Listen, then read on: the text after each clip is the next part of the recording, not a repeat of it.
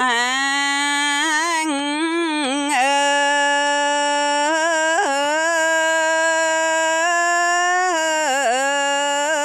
anh ơi, đường về du lịch ơi cao, nhớ ngày giải phóng ơi đồng bào Bắc Nam, niềm vui mong đợi ơi ngập tràn anh ơi, gặp anh đâu dám ơi ngỏ lời, này em xin phép ơi kết người được không? Điều này em ước ơi em mong, nếu không em chịu ơi lăng đăng phần đời ơi anh ơi.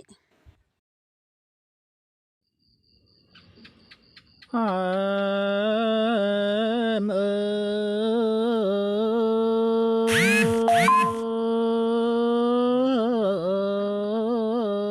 em ơi,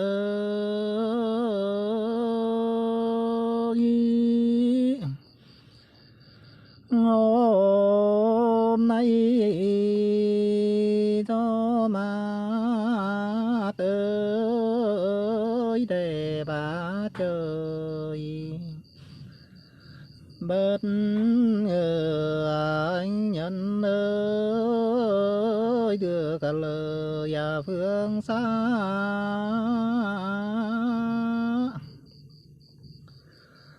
gửi dòng tình cảm ơi thiết anh đây tranh thủ ơi để mà hồi âm,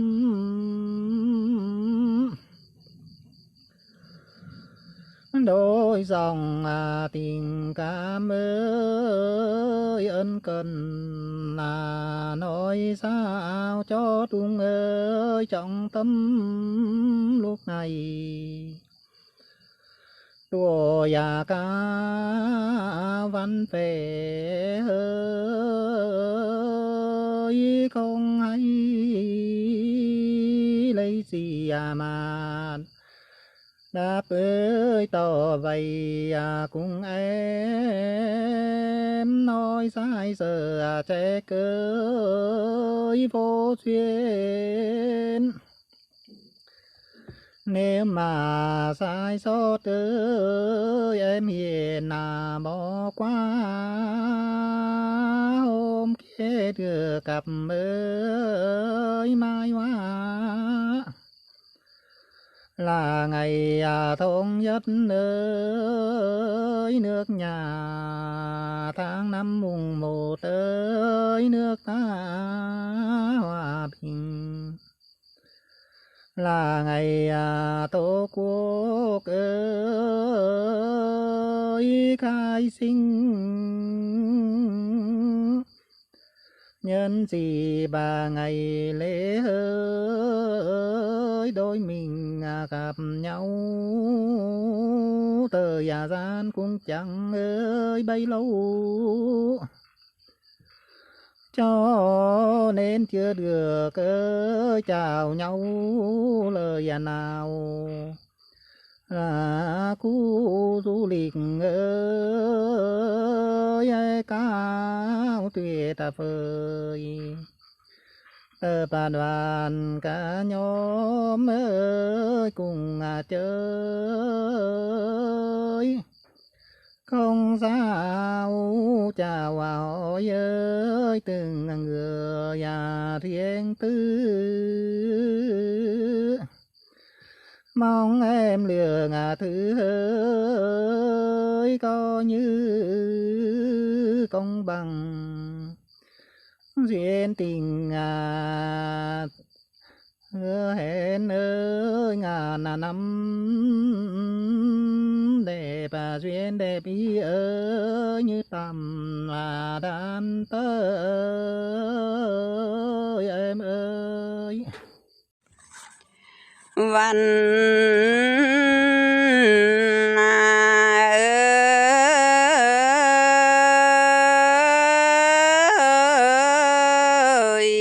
số ít bươn hà liệt ơi gương nó ơi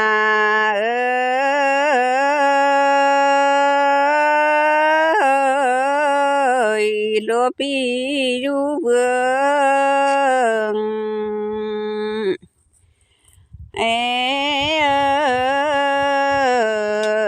cao ơi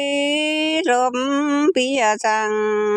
đầy khao rắc hà cam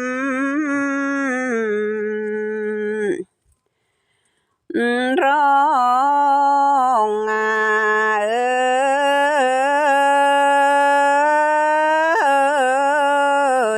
ta lệ chiếu canh là du ơi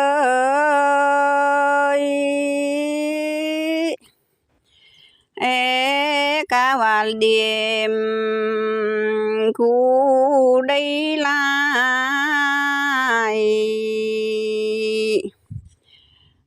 thăm ơi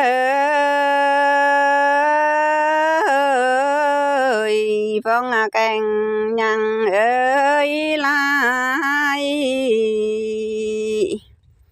rằng léo ơi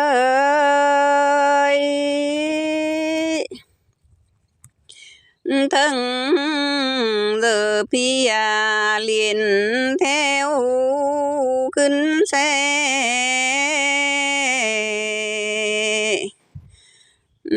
พี่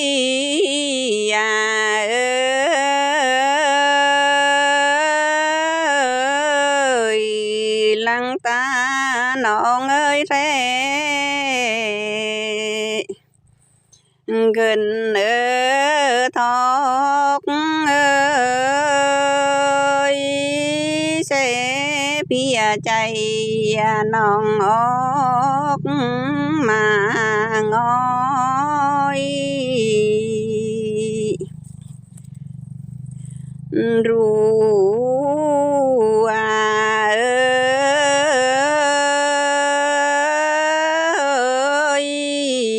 cả bi nhằng hoi thả non ơi cam phui bi riêng rong điệp tương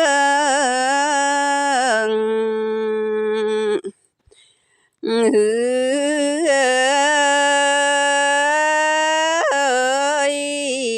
nón mưa dương rươn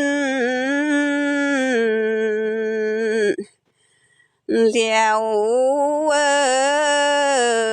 đuôi ơi pi ya nong cam phui ru ơi răng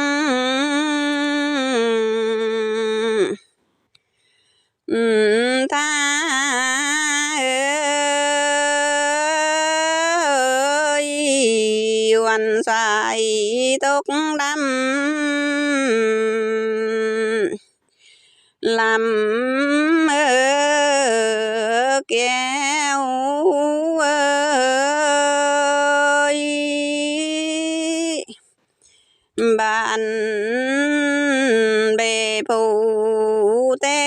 nhau rượu ơi căn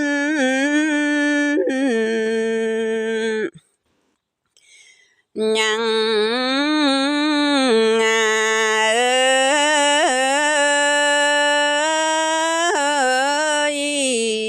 nòng lạc tốt lăng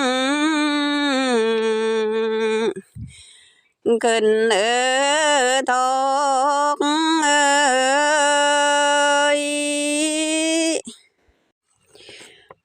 thang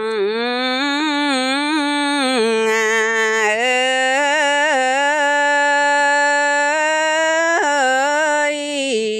mưa rườn chắc qua có thư rim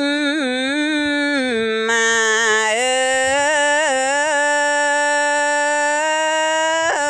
ơi cô chắc mong ngư rì bi ơi bầu rương răng nòng nhi rong cam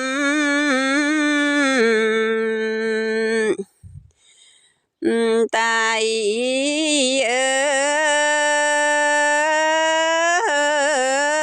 ơi lăng vì bầu răng bầu phôi ơi cần từ bây thăm cuối khát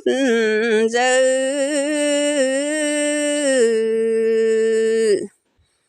nó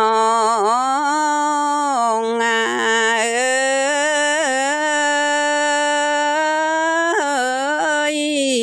ngư bi bầu ngư nan ở đây ơi phiang căn bay khung ni đoàn ơi thôi nó ơi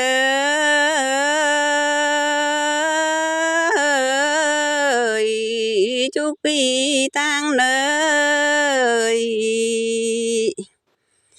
hành phúc ơi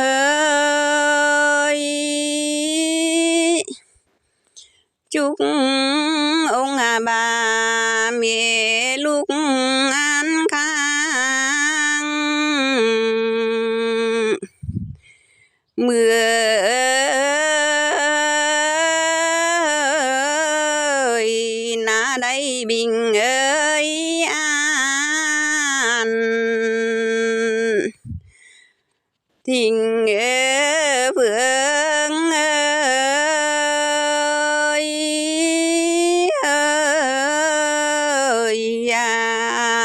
ơi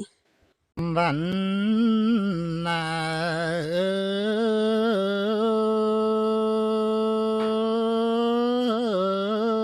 ya soi ta bướn hạ lịch xưa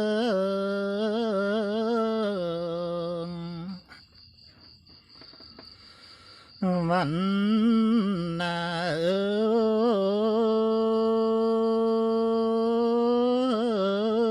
ya trong nhất nước cả rươn dạ phong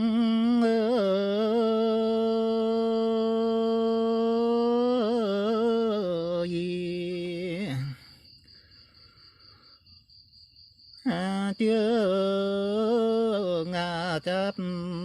rê tới sống hòa bình rêu ơi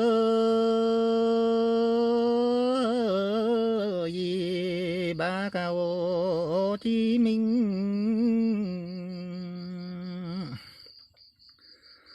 vì đã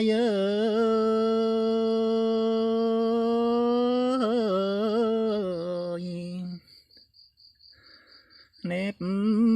mà trang rim chữ mãi bầu lùm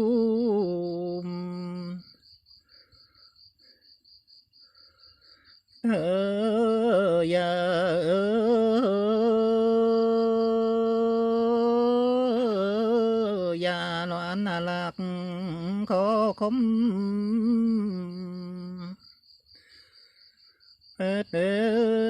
phá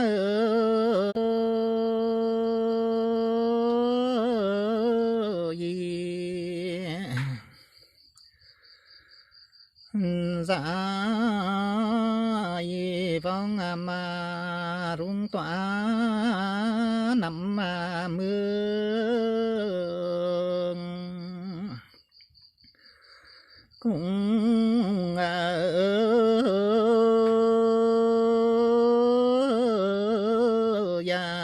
xây dựng quê hương tôi mới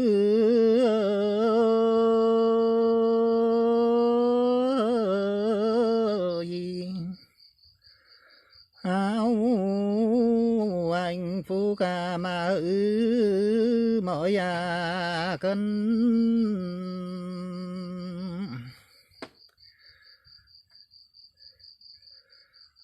cha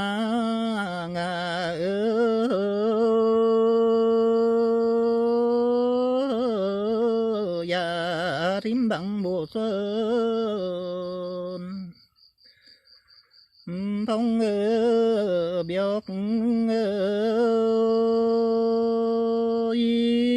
cả mà cả bấy đầy biót sự quấy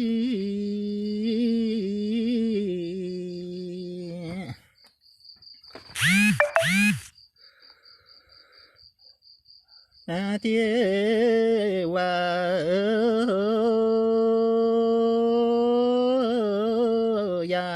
và phong cảnh đến đây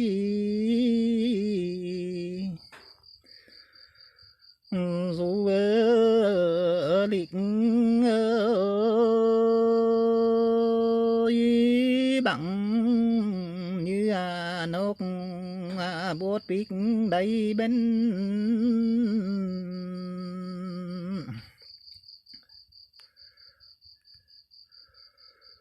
mà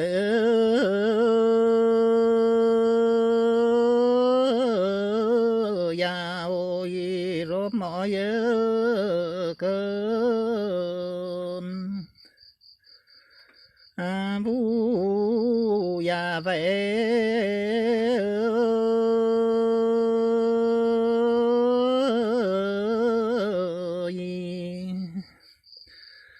đây ra hoa lưu văn nghệ dòng khô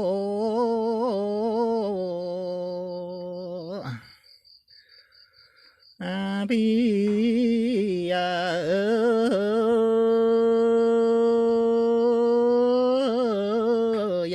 rôm ông khôi chúa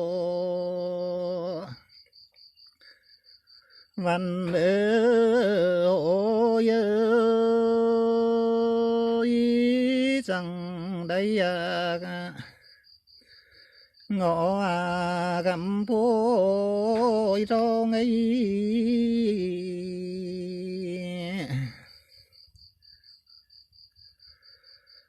ta vẫn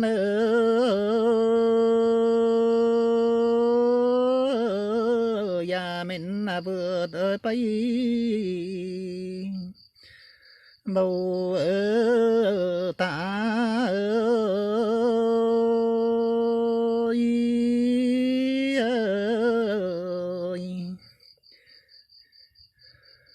bi nong tế hoàng nã kinh ơi xe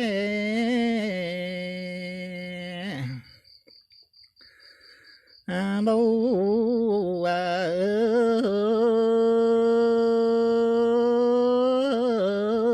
già lớp răng cái cơi quê bàn nón ơi chẳng rím nhằng ước vọng lại tang bi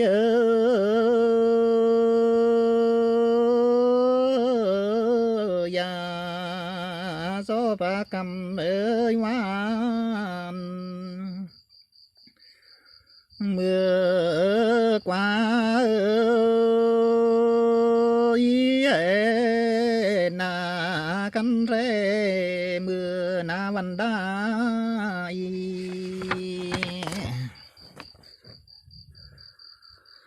thơ ya cần nhằng gì lại sang một nơi chúc nó mưa vút kín đấy bay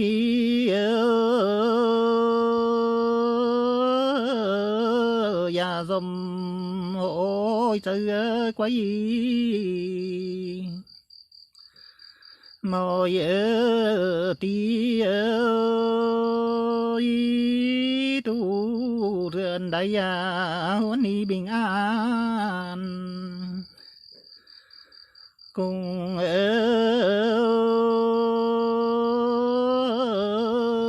ya bạn nghĩa tàu ca anh phúc ơi có chứ cầm mai túc răng cắn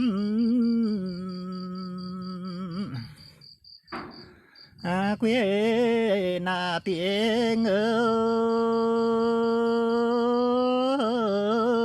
ya bây nọ cần coi thương